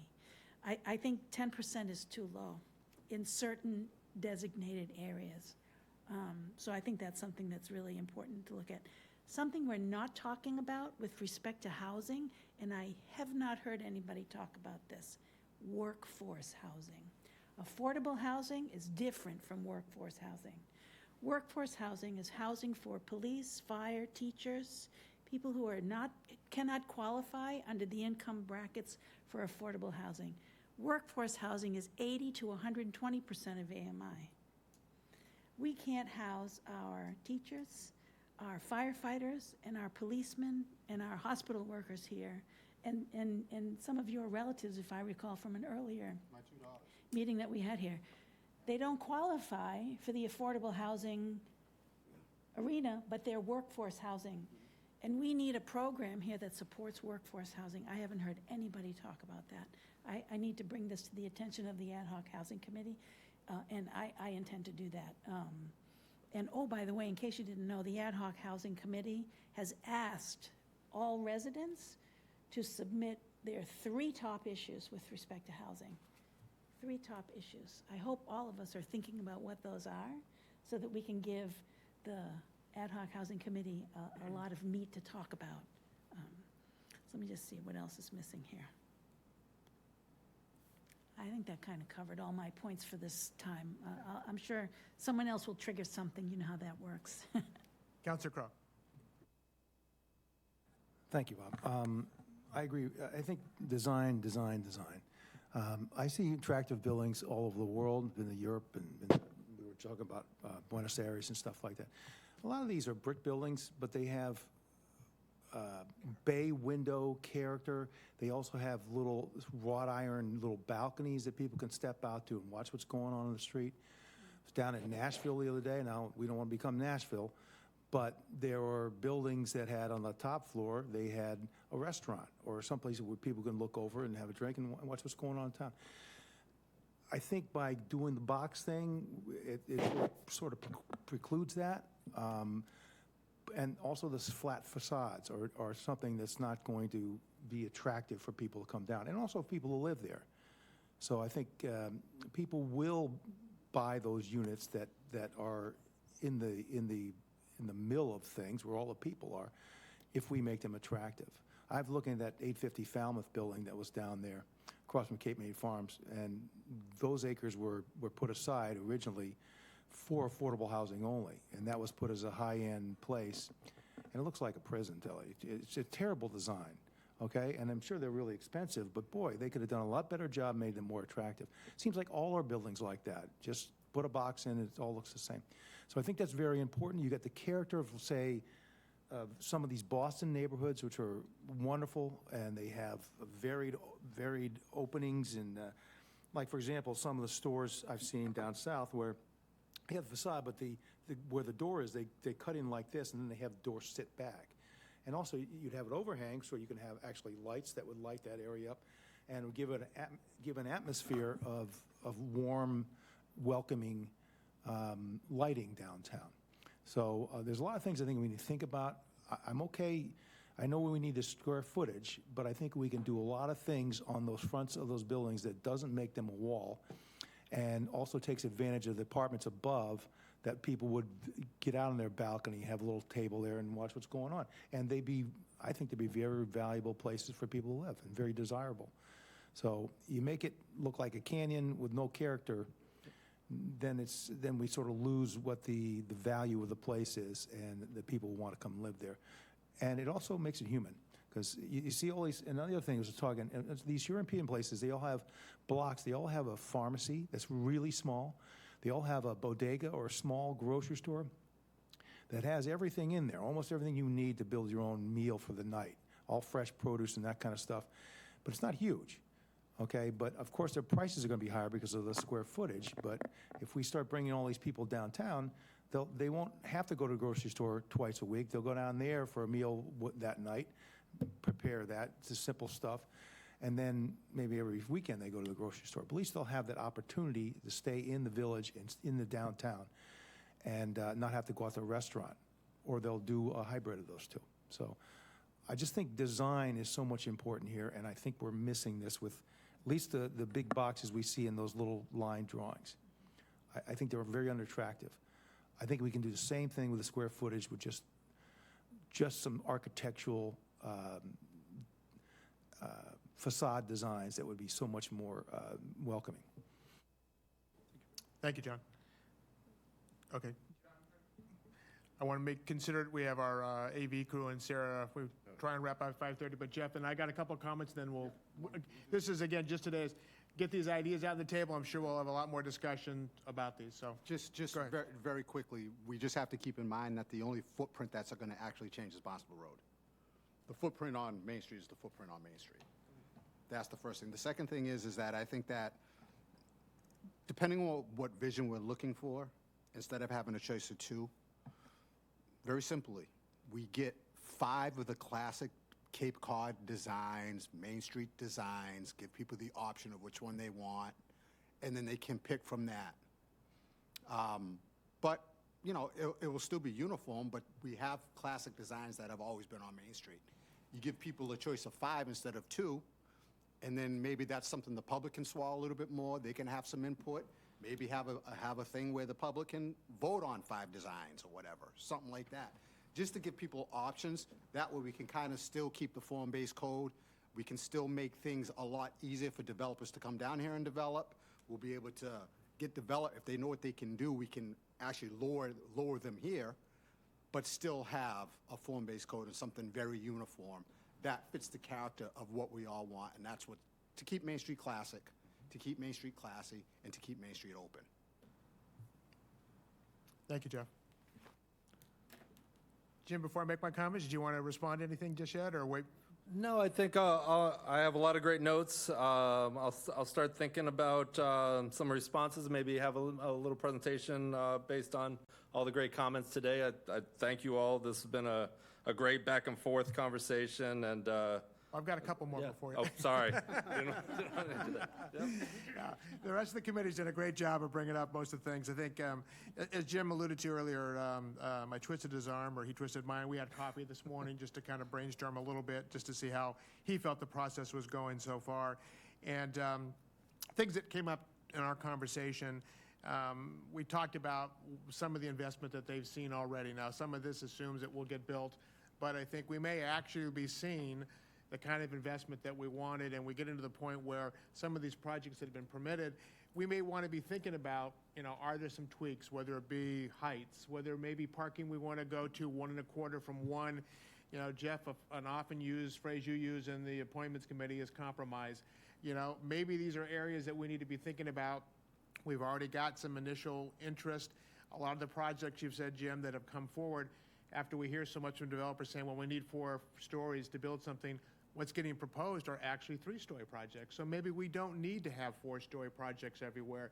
We may have a few that have been permitted, places like the Cascade Motel, which is adjacent to a 3-story building. So you don't have a 4-story next to a single. You know, there may be things that we want to be looking at now going forward. So I think all the things that we've talked about are areas, a couple of things that people haven't talked about that I think we need to discuss, or at least bring to the attention of the council. The form-based code of the downtown high-end districts have no prohibition of, for example, short-term rentals. When they were talking about this with the design team, the design said, well, you realize most of what you're going to build is going to end up being market rate, because the affordability provisions were very low, the 10%. If we end up building nothing but essentially market rate housing, and we have nothing, one of our objectives here is to build affordable housing, whether it's workforce housing or affordable. We don't want Main Street to become just a vacation paradise where people come down for a week or whatever, buy these as an investment. You know, that may be something we want to be thinking about in revising those. So this is really providing housing for the people who live here. and this doesn't just become luxury housing that people buy and rent out. So we need to be thinking about something like that. I like the idea, I think we've talked about this, you know, with the 10% rate that we have for the affordable, Jim and I were talking about that, you're constantly increasing the denominator and the numerator, so you never make any advance. So maybe we need to be thinking about something beyond 10% in some of these areas, you know, whether it's downtown Hyannis or whatever, but that's something we need to be thinking about in some of these guidelines. I think the comments about design, and Jim, I'd be anxious to get your thoughts on that next time, but I think people have made some great points here.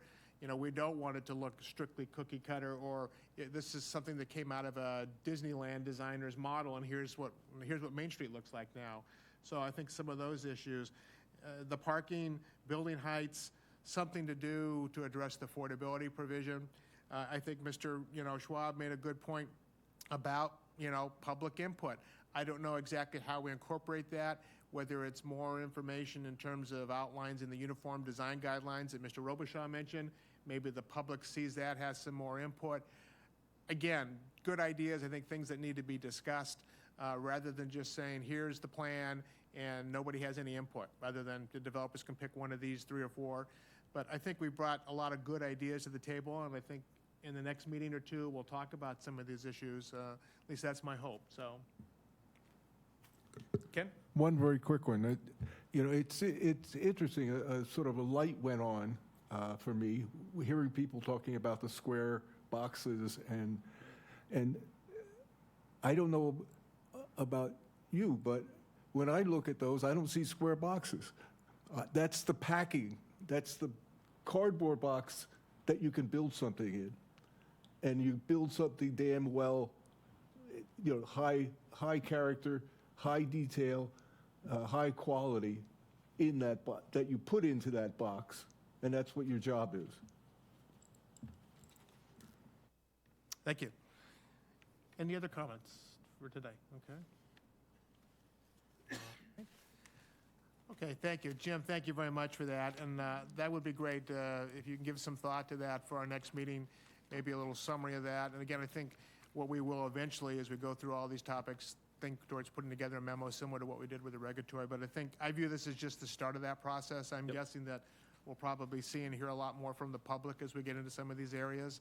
So this was really just intended to be an overview to kind of get us all up to speed a little bit, what some of the issues are, what we see personally, what we hear from the public, and more discussion on that. So Perfect. Thank you all so much. thank you, Jim. Jim, that was longer than 10 minutes. We will move along to item F, which is topics for the September 20th meeting. Jim already walked away, but I think I can cover this. Brian Florence is the building commissioner and inspection services. Will be making a presentation. You all received the email, I think a couple of weeks ago. He wanted to come in, and I think it's a good way to start to understand better the enforcement provisions and how that process works. Again, I'm sure there'll be more questions about that. And I think, maybe a summary from Jim, kind of continuation of the form-based code issues as we go through that. I think some of these will rise to the top that we'll want to discuss a little bit more closely. So I think the next thing was to talk a little bit about, I wanted to ask you to give some thought for meeting dates for October. Sarah is going to take a look at the calendar and see what's available. I think the town council is going to be shifting some of their meetings due to some religious holidays, which may limit the availability for us, but give some thought to October for meetings. I think we'll stick to the kind of Friday 3:30. That just seems to work best for everybody. I was looking at my calendar the 4th and the 11th, but again, we'll wait to see what Sarah comes up with, and if she gets that to me before our next meeting, I'll make sure that Cynthia circulates that so we can have some dates that we're thinking about. I'll be out west on the 11th. 11th, okay. All right. The next meeting is the 20th at 3:30? The next meeting will be September 20th at 3:30. So I think that's pretty much, one last thing I was going to mention. Jim, just as a follow-up, I know we've talked about, and I don't know if you've had a chance to have any conversations with the LCP and the housing. We talked about trying to put together, maybe, again, we do a workshop meeting where we have reps from each of those, And that might be a good place to have, we talked about having some of the attorneys or engineers from the developers. We still wanted, as part of our regulatory discussion, to get the insights and input from, the developers as well, or their consultants. Yes, yeah, and I did attend the housing subcommittee, and I was hopeful that they could get rolling, and then we could maybe invite them in as well. They've only had 2 meetings technically so far, and I believe Monday's meeting will be canceled. So the next meeting, I was hoping to speak with the chair about maybe bring him in. So we'll probably talk in October if that worked. That could give us time to review a little more about the zoning, and then maybe we bring him in October with the developers, perhaps. Okay, that'd be great. Thank you. Just a general comment, I haven't heard from a lot of people outside the committee members. Compliments to all of the committee members, and I really appreciate the effort everybody has made. We've had, pretty close to 100% attendance in most cases for our meetings, and comments have been made to how refreshing it's been to see the committee members discuss issues, even when there are different opinions, in a very civil and outspoken way. And I just want to thank all the committee members to date, and hope we continue that as we get into the zoning topic, because I think we'll have a lot more lively discussion as we get into some of those issues. So I just wanted to share what I'm hearing from members of the public and others too. I think the last thing, we'll have a motion to approve the minutes for August 23rd. They were in the package that Cynthia. So moved. Second? Second. All in favor? Aye. Aye. Okay. And then just to confirm, and next, I abstain. okay, 1 abstention. And then our next meeting, just to confirm again, September 20th, Friday, September 20th at 3:30. And with that, I'll entertain a motion to adjourn. So moved. So moved. Second? Second. All in favor? Aye. Thank you. Thank you, everybody. Have a good weekend.